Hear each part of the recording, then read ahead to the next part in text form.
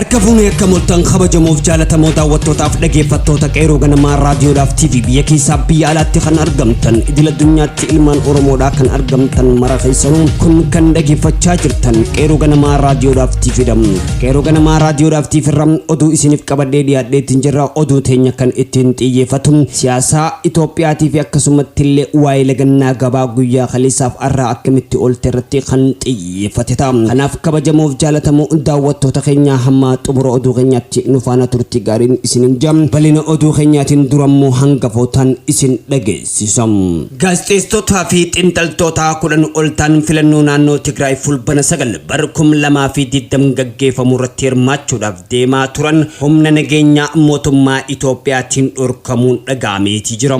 Gaazexeessonni kunii fi akkasumatti illee hooggantoonni adda addaa daawwiidhaaf gara Maqaleetti imaluudhaaf filannoo naannoo Tigraay gaggeeffamuuf jiru daawwachuudhaaf kan ture yeroo ta'u mootummaan Abiy Ahmad gaggeeffamuu filannoo naannoo Tigraay fedhii waan hin qabneef jecha namoota kana akka achi hin deemne to'annoo jala oolchuun buufata boolee xayyaaraa idil addunyaa Finfinnee irraa buusuun isaanii dhagahameeti jira.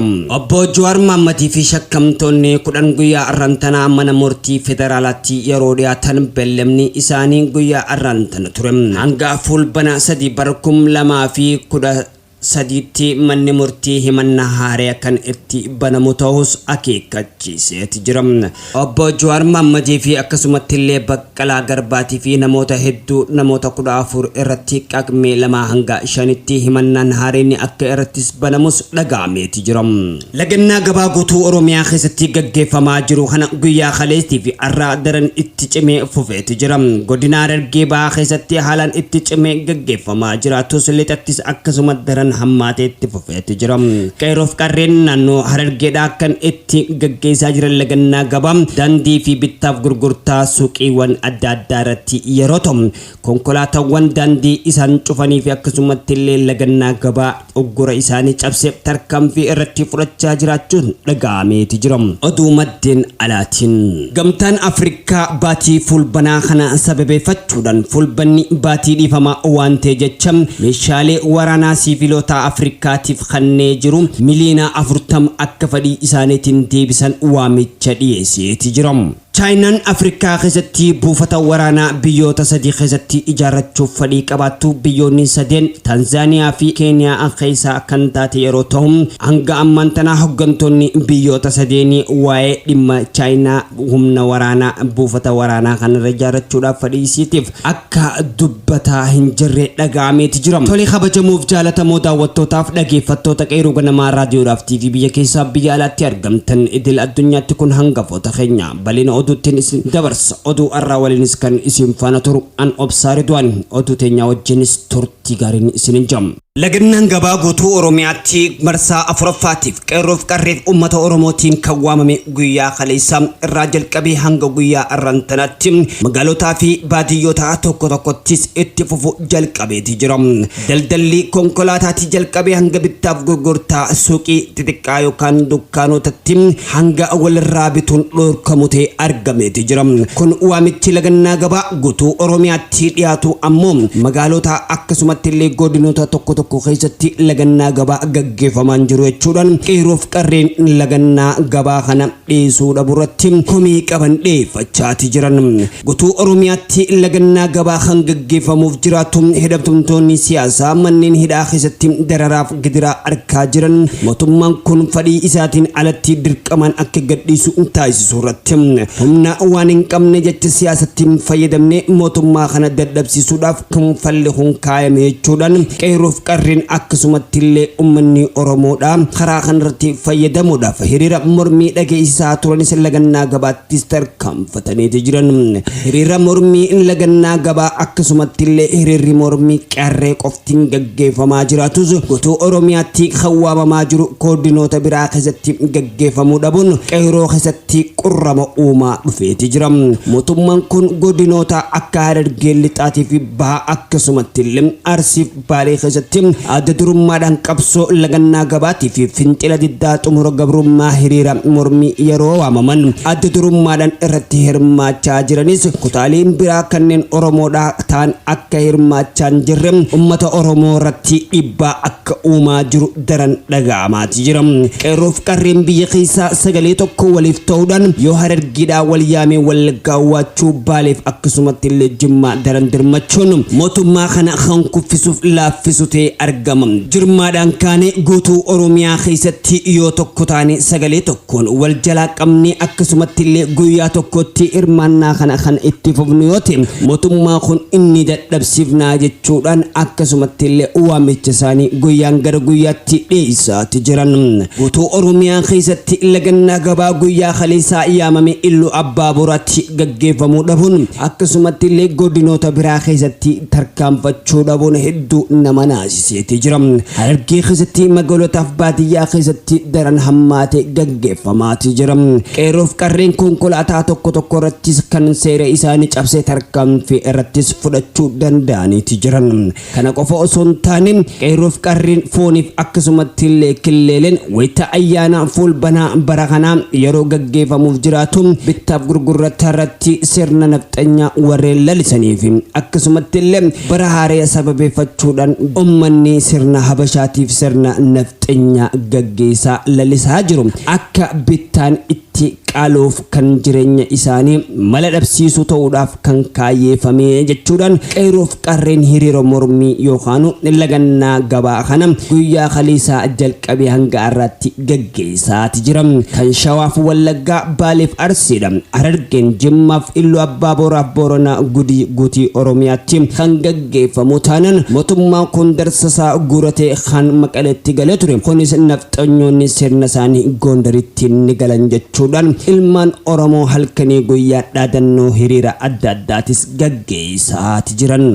Gaggeessitoonni siyaasatii fi hoggantoonni akkasumatti illee namoonni qaroon hoggantoota namoota siyaasaa ta'an kanneen akka obbo Jawaar Mohammadii fi Baqqalaa Garbaa Hamzaa Booranaa dargaggoo Shamsuddin Xaataa fi akkasumatti illee paartii Koongireesii Federaalistii Oromoo miseensota isiiti. KFO akkasumatti illee PABO fi adda bilisummaa Oromoo kan ta'an hedduun isaanii mana hidhaa keessatti dararaa hedduu argaatee jiran. Erga artistii Haacaaluu Hundeessaa lubbuu isaa dhabeen asitti namoonni Oromoodhaa hedduun lubbuu isaanii itti dhabanii kan miilaaf qaamaan iccabanii kan ammoo mana hidhaatti argamaniiti jiran. Kanneen keessaa namoonni mana hidhaa keessatti argaman gaggeessitoota siyaasaa keessaa guyyaa arrantanaa mana murtiitti kan dhiyaate obbo Jawaar Mohammad dabalatee namoonni shakkamtoonni hanga toora lakkoofsa namoota 10tti jiran irratti abbaan alangaa hanga fulbana 8 bara 2013tti himata akka banu ajaja kenneeti ture akka lakkoofsa biyyattiitti. Manni murtii sadarkaa duraa federaalaa araadaa obbo Jawaar Mohammadii fi Baqqalaa Garbaa dabalatee shakkamtoota hanga toora lakkoofsa namoota 10 jiran irratti abbaan alangaa hanga fulbana 8 bara 2013tti himata akka banu ajaja kenneeti jira. Manni murtichaa obbo Jawaar Mohammadii fi Baqqalaa Garbaa dabalatee shakkamtoonni hanga toora lakkoofsa 10 jiran irratti abbaa alangaa qaaqmee 2 hanga qaaqmee 5tti bara 2012tti jecha ragoolee dhaga'aman garagalchee fudhatee hanga fulbana 8 bara 2013tti himata akka banuuf ajajeeti jira. Dabalataan manni murtichaa shakkamtoota 11 hanga 14 jiran irratti ammoo guyyaa 5 keessatti himatni irraa akka banamu ajaja laateeti jira. Kanumaan wal qabatee hidhamtoonni siyaasaa kanneen gaggeessitoota siyaasaa ta'an mana hidhaa keessatti dararaa argan kanneen mirgi wabii eeggameefis manni murtii hanga arrantanaa gadhiisuu dhabuun haala nama yaachiseeti jira. Guyyaan gara guyyaatti mana murtiitti deddeebi'aa dhufanis himanni tokko irratti banamee himata kan jalaa kuffisaa deemanis hanga guyyaa arrantanaatti murtii dhabaa himata irratti haaranii banamuu malee falli biraan jiru jechuudhaan namoonni hedduun dubbachaati jiran. Siyaasaan Itoophiyaa gaazexeessitoonni gara Maqaleetti gabaasaaf imalaa turan dhorkamaniiti jiran. Gaazexeessitoonni fi xiinxaltoonni 10 ol ta'an filannoo naannoo Tigraay fulbana 9 bara 2020 gaggeeffamuu irratti hirmaachuudhaaf deemaa turan humna nageenyaa mootummaa Itoophiyaatiin dhorkamuun dhaga'ameeti jira. Gaazexeessitoonni biyya keessaa fi biyya alaa irraa ta'an kunneen har'aan tana waaree dura Finfinnee irraa gara Maqalee deemuudhaaf kan turan yeroo ta'an seeraan buufata xiyyaaraa Booletti akka hin imalleef dhorkamuun ibsameeti ture.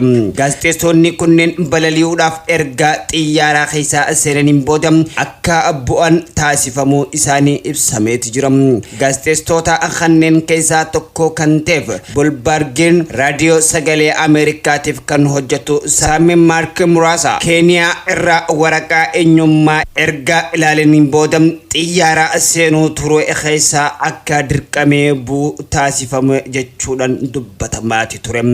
Xiyyaara arraantana ganama gara Maqaleetti balali'uuf ture keessaa imaltoonni 30 kan turan yeroo ta'u hojjettoonni nageenyaa buufata xiyyaaraa waraqaa eenyummaa imaltoota erga ilaalaniin booda imaltoonni kunneen akka bu'an taasifamuu isaanii namoonni imaltoota keessa taa'ee fi akka maqaan isaanii hin eeramne barbaadan akka dubbatan dhaga'amaati jira. Imaltoota keessaa kanneen hedduun akka jiran dubbatamaati jira. Hojjettoonni nageenyaa balaliyaa harka isaaniitiif laaptooppii imaltoota kanneenii osoo isaan irraa fuudhanii agarreechuudhaan sagantaa balaliinsaa xiyyaarichaarraas haqamus isaan ibsuu isaanillee hin oolleechuun dubbatamaati jira. Imaltoonni akka gara Maqaleetti hin deemne dhorkaman keessaa tokko qorataa dhaabbata idil addunyaa Kirisis Group kan ta'e Waliyaan Diivaanis akka keessatti argamus dubbatamaati jira. Filannoo naannoo Tigraay gaggeeffachuuf jiru kun mootummaa federaalaa fi naannichaa jidduutti erga madda aktoroota ta'e bubbulee dhufeeti jira. Filannichi ilaalchisuudhaan manni marii federeeshinii koraa ariifachiisaa sanbata darbee gaggeessan filannichi heera mootummaa kan falleessu seeraan ala jechuudhaan isa ni yaadatama. Manni marii federeeshinii koraa isaaniitiin booda filannoo naannoo Tigraay akka hin gaggeeffamnetti lakkaa'ama kan mirkanaa'uu fi kan hojiirra oolus miti jechuudhaan ibsameeti ture. Naannoo Tigraay gama isaaniitiin murtoo manni marii federeeshinii dabarsee kana ilaalchisuudhaan yaada kannaniin mootummaa federaalaa murtee kamiyyuu dabarsuus naannoo Tigraay filannicha gaggeessurraa boodatti hin deebisu jechuudhaan ejjennoo isaanii beeksisaati turan. Gama biraatiin miidiyaalee fi gaazexeessitoonni tokko filannoo naannoo Tigraay gaggeessu akka hin gabaasineef dhiibbaan nurra gahaa jira jechuudhaan iyyoo komatan dhaga'amaati jira. Kan ilaalchisuudhaan daayirektarri abbaa taayitaa broadcasting Itoophiyaa Geetaachoo Dinquu PHD'n wanti akka jaanis akka hin jirres Dimis Wayyaanetti sanbata darbe dubbateeti ture. Oduu maddeen alaatiin koomishiniin gamtaa Afrikaa meeshaalee waraanaa seeraan alaa siviilota Afrikaa harka jiru miliyoona 40 olitti tilmaamamu hattamaan akka walitti qabamu waamicha dhiyeesseeti jira. Koomishinarri nageenyaa fi eegumsa gamtaa Afrikaa Siyamal Charjeen baatii dhiifamaa Afrikaa ilaalchisee ibsa laataniiti jiran. Koomishinerichi ibsa isaanii irratti meeshaalee waraanaa seeraan alaa siviilota Afrikaa harka jiru kan walitti qabamu akka lakkoofsa Awurooppaatti bara faranjoota bara 2020 meeshaa waraanaa caljechisiisuun Afrikaa misooma mijate uumuudhaaf yaada ajja'u hojiirra oolchuudhaaf akka ta'e himaniiti jiran. Baatii dhiifamaa Afrikaa sagalee meeshaa waraanaa itti hin dhaga'amne uumuudhaaf bu'uura yeroo ta'u waltajjii hooggantoota 29ffaa akka lakkoofsa Awurooppaatti bara faranjoota bara 2017 magaalaa Finfinneetti adeemsifame irratti ture kan labsame. Yeroo sanitti baatiin fulbanaa waggaadhaan baatii dhiifamaa akka taatu filatamteeti jirti. Yeroo ammaa kanatti meeshaalee waraanaa seeraan alaa siviilota Afrikaa harka jiru sassaabamuun yookaan walitti qabama jira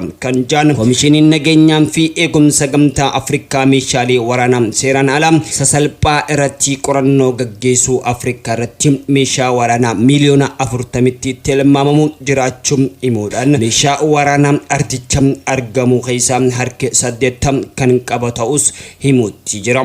Akka ibsa gamtaa Afrikaatti meeshaa waraanaa seeraan alaa siviilota harkatti argamu miliyoona 40 keessaa ifatti kan galmaa'e miliyoona 5.8 yeroo ta'u miliyoona 16 kan hin galmaa'inii fi kan hafe miliyoona 18 ol immoo haalli irra jiru hin beekamnes jaameti jira. Kuni kan nama yaachisu kan jaan koomishinerichi nageenya bulchiinsaa fi misooma Afrikaaf wanta sodaa guddaa ta'e kan furuuf carraaqqii keenya dachaa taasisuus qabnaa jaati jira. Afrikaan badhaatuu fi nageenya qabdu uumuudhaaf lammiilee baatii dhiifamaa kana keessaa meeshaa waraanaa karaa seeraan alaa qabamee fadiin akka deebisaniif waamicha dhiyeessanii jiraachuus CGTN gabaasee jiram. Chaayinaan biyyoota Afrikaa sadii keessatti buufata waraanaa ijaarrachuudhaaf deemti. Pentaagoon karoora waggaa damee waraanaa Chaayinaa ilaalchisuudhaan torban kana keessa baaseen Keeniyaan, Taanzaaniyaa fi Angoolaa biyyoota hedduu Chaayinaan feetu keessa isaan ijoollee jechuudhaan barruu dhimma humna ittisa gabaasu barreesseeti jira. Mootummaan biyyoota sadeen hanga yoonaatti dhimma kanarratti homaa hin dubbanne. Gabaasa beeyin kanaan walqabatee kanneen odeeffamaa jiran keessaa tokko biyyoonni Chaayinaa filattee dhimmicha irratti mari'achuu akka didanis dubbatamaati jira. Chaayinaan durummaanuu buufata humna waraanaa Jibuutiidhaa kan qabdu yeroo ta'u humna galaanarraa fi qilleensaaf lafoo daangaa biyyoota cetee cimsachuudhaaf buufataalee dabalataa barbaaddes. Chaayinaan biyyoota akka Maayinaamar, Taayilaand, Singaaporii fi Indooneeziyaa, Paakistaan, Siriilaankaa, Yuunaayitid Arab Imaareet keessatti Siiriyaal Tiksas keessatti kan qabdu yeroo ta'u karoora kana lafa kaayattee jiraachuu isiitis dubbachaati turte. Tole kabajamoo daawwattootaaf dhaggeeffattoota qeeroo ganamaa raadiyoo TV oduun har'aaf qabannee isiniif dhiyaannee hanga dhumaa hanga oduu biraatiin wal agarruu kan nagee walitti dhaabbannu ta'a. Oduu har'aa waliinis kan isin faana turaaf saaru du'anii hanga oduu biraatiin walitti dachaanuu nagaan nuuf tura.